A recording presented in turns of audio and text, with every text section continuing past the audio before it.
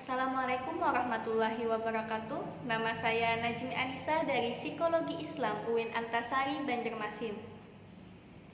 Seiring dengan perkembangannya zaman, pengetahuan penalaran pun semakin dibutuhkan dalam bidang apapun. Maka dari itu kita harus mengetahui apa itu penalaran, apa saja jenis-jenis penalaran, dan bagaimana penalaran itu agar kita tidak salah dalam bernalar. Maka dari itu, di sini saya akan mempresentasikan tentang penalaran dalam bahasa Indonesia. Selamat menyaksikan. Penalaran dalam bahasa Indonesia. Dosen pengampu Bapak Rahmat Rizkiansyah, SPD, SAP, MPD, MAP. Disusun oleh Najmi Anissa, nomor induk mahasiswa 20010304019. Penalaran adalah proses berpikir yang dilakukan melalui pengamatan indera yang menghasilkan suatu pengertian baru.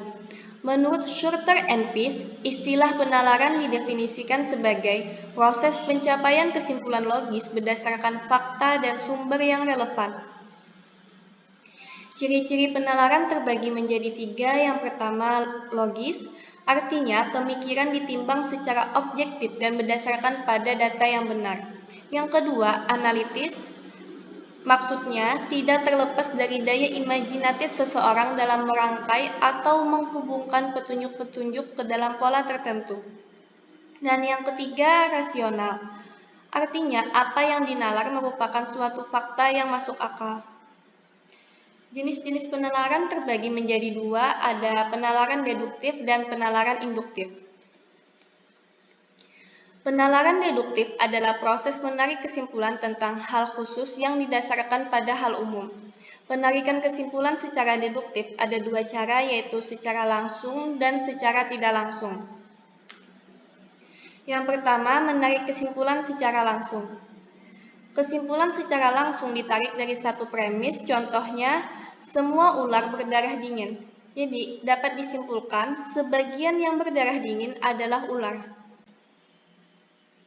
Yang kedua, menarik kesimpulan secara tidak langsung. Kesimpulan secara tidak langsung memerlukan 2 premis sebagai data. Dari 2 premis ini akan dihasilkan sebuah kesimpulan. Premis yang pertama bersifat umum dan premis yang kedua bersifat khusus. Penalaran deduktif dengan penarikan secara tidak langsung terbagi lagi. Yang pertama, silogisme. Silogisme terdiri atas premis umum, premis khusus, dan kesimpulan. Contohnya, semua siswa SMA kelas 12 wajib mengikuti les tambahan. Yonggi adalah siswa kelas 12 SMA. Jadi, kesimpulannya adalah Yonggi wajib mengikuti les tambahan. Penalaran silogisme ada 3 macam, yaitu yang pertama, silogisme kategorial. Contohnya, semua mahasiswa memiliki ijazah SMA. Hipmi tidak memiliki ijazah SMA. Jadi dapat disimpulkan Hipmi bukan mahasiswa. Yang kedua, silogisme hipotesis. Silogisme ini terdiri atas premis mayor yang berproposisi kondisional hipotesis. Maksudnya yaitu bila premis minornya membenarkan anteseden, simpulannya membenarkan konsekuen. Contohnya, jika tidak ada air, manusia akan kehausan. Air tidak ada. Kesimpulan, jadi manusia akan kehausan. Yang ketiga, silogisme alternatif. Silogisme yang terdiri atas premis mayor berupa proposisi alternatif, yaitu bila premis minornya membenarkan salah satu alternatifnya, simpulannya akan menolak alternatif lain. Contoh, Nenek Anggi berada di Bandung atau Bogor. Nenek Anggi berada di Bandung, jadi Nenek Anggi tidak berada di Bogor.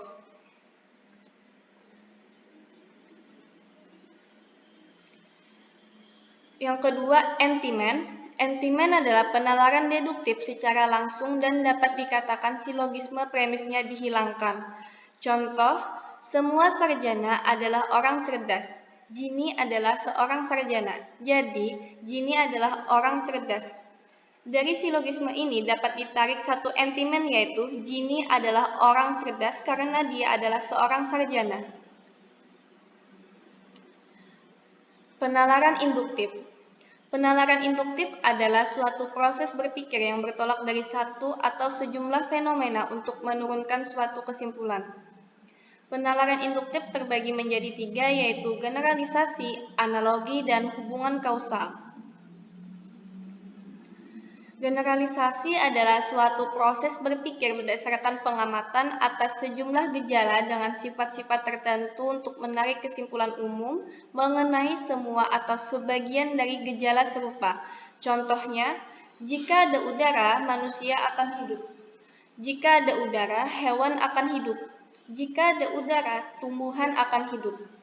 Jadi, jika ada udara, makhluk hidup akan hidup. Analogi adalah proses bernalar untuk menarik kesimpulan tentang kebenaran suatu gejala khusus berdasarkan beberapa gejala khusus lain yang memiliki sifat-sifat esensial penting yang bersamaan. Analogi terbagi menjadi dua, yaitu analogi induktif dan analogi deklaratif. Analogi induktif adalah analogi yang disusun berdasarkan persamaan yang ada pada dua fenomena atau gejala. Contoh, Agus adalah lulusan akademi militer. Oleh sebab itu, Agus dapat menjalankan tugasnya dengan baik. Analogi deklaratif adalah metode untuk menjelaskan atau menegaskan sesuatu yang belum dikenal atau masih samar dengan sesuatu yang sudah dikenal. Contohnya, untuk penyelenggaraan negara yang baik diperlukan sinergitas antara kepala negara dengan warga negaranya. Sebagaimana manusia, untuk mewujudkan perbuatan yang benar diperlukan sinergitas antara akal dan hati. Selanjutnya ada hubungan kausal. Hubungan kausal adalah penalaran yang diperoleh dari gejala-gejala yang saling berhubungan. Macam-macam hubungan kausal yaitu yang pertama, sebab akibat. Contohnya, hujan turun di daerah itu mengakibatkan timbulnya banjir.